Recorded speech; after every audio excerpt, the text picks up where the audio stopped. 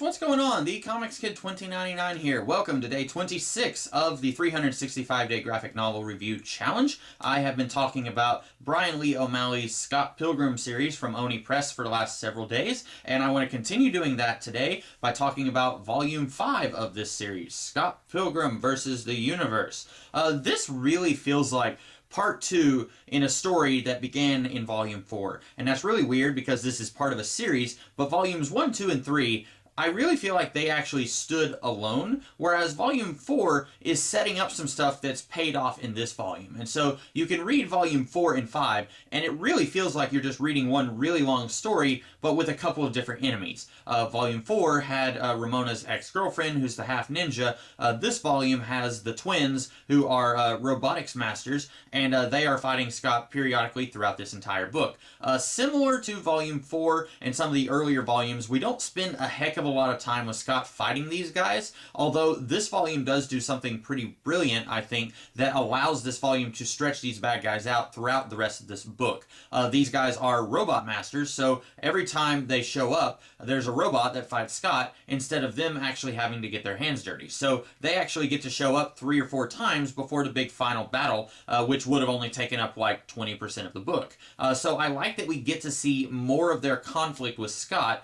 Unfortunately, it doesn't make a lot of sense because every time they show up, it's like, hey, we got another robot to fight Scott, and then out of nowhere they kidnap Kim, and it's like, hey, we want you to come and fight us, Scott. Okay, why? Why didn't they just build another robot to fight Scott? Why did they suddenly decide to fight him hand-to-hand? That was a little weird, but I guess they had to do that because that's the formula that this series has been following.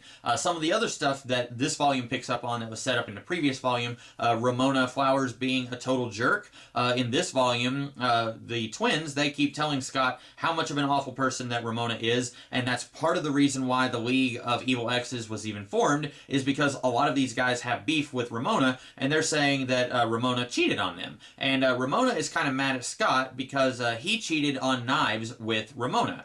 When he first started dating Ramona, or actually, when he first started hanging out with Ramona, it was a little while later when he started dating her, he was still dating Knives Chow. And Ramona apparently just now found out about this, which is weird because I kind of thought that was common knowledge.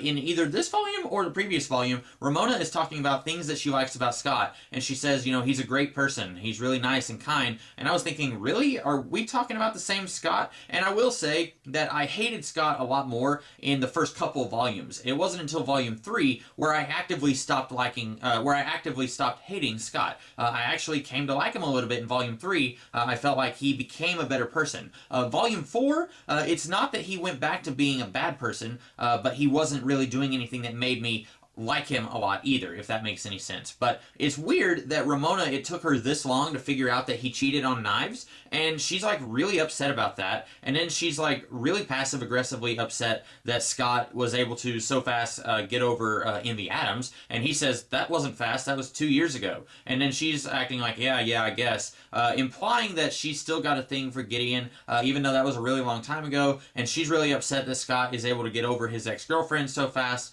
So Ramona is awful, and then, spoiler, at the end of the book, after he defeats the twins, she's like, oh, okay, cool, and then she disappears. She leaves Scott because Ramona is a terrible person, and I'm going to have a very hard time actually rooting for these two to get back together in Volume 6. I will be thoroughly surprised if this book makes me want these characters to get back together whenever I read the final volume of this series, because at this point, the only way that I can see this ending is Scott getting over Ramona and saying, okay, I don't want to be with her anymore because she really is a terrible person. And it's weird how Kim, when the twins kidnap her, she's telling Scott, hey, Ramona believes in you, and she's lying through her teeth because her battery on her phone is almost dead, but she's like, hey, Ramona sent me a text, she's wanting to know how you're doing, and that gives Scott the power boost to defeat the twins, but obviously Ramona doesn't care about Scott because she did not send a message to Kim. And this book, I guess, makes me want to care about these characters, except that I don't. I actually want Scott to not be with Ramona at this point.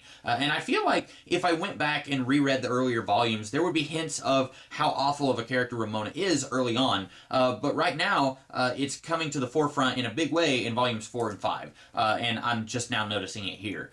Anything else about this volume? The band, I guess, kind of breaks up. I mentioned that this is picking up seeds that were set up in the previous volume. In the previous volume, there was this running joke that they were recording an album. They kept talking about that. And here there's some people who say, whoa, I thought you guys broke up. And then they have this really awful show that's interrupted by Scott fighting a robot. But also, it's really awful because Kim actually thinks that they're starting with one song. And then Steve and Scott actually start with another song. And so that pretty much is the death knell for Sex Bomb. And then their album finally comes out. But then Kim is like, okay, I'm moving back home. And then I guess the band is pretty much finished. Maybe they'll keep playing together in volume 6, but looking at the way things are going in the previous volume and in this volume, I'm kind of thinking that the band is done.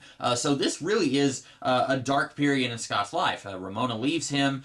He finds out that she's pretty awful and that she's a hypocrite. She gets mad at him for stuff that she does. And then also the band is seemingly done with. And then spoilers at the very end of the book, even though Ramona is gone, Gideon, the final ex-boyfriend, he calls Scott and says, okay, when would be a good time for me to kill you? So even though Scott seemingly doesn't have anything to fight for, the fight is not done with him yet. So there will be one more volume of Scott Pilgrim that I will be talking about tomorrow. In the meantime, I think that this one is better than Volume 4, but ultimately I'm not really caring that much about the heart of the series, which is Scott's battle for Ramona Flowers. I just don't understand it. I don't understand what he sees in Ramona, especially now when Ramona is overtly being a terrible person, whereas in the earlier volumes it was a lot more subtle, the way she was just kind of not very good. But anyway, that's all that I have to say about Scott Pilgrim versus the Universe. I hope that you guys enjoyed this video, and be sure to check out my video tomorrow where I will be concluding my thoughts on the Scott Pilgrim series by Brian Lee O'Malley. In the meantime, you guys have a great rest of the day, and I will catch you later. Have a good one.